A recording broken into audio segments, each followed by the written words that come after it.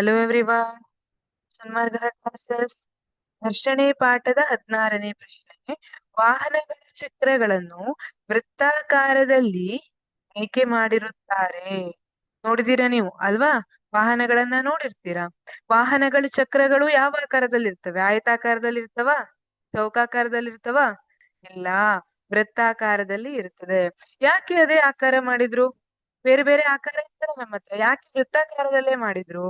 ಯಾಕೆಂದ್ರೆ ವೃತ್ತಾಕಾರವು ಉರುಳುವಾಗ ಘರ್ಷಣೆಯನ್ನು ಕಡಿಮೆ ಮಾಡಿ ಸುಗಮ ಮತ್ತು ಹೆಚ್ಚು ಪರಿಣಾಮಕಾರಿ ಚಲನೆಗೆ ಅನುವು ಮಾಡಿಕೊಡುತ್ತದೆ.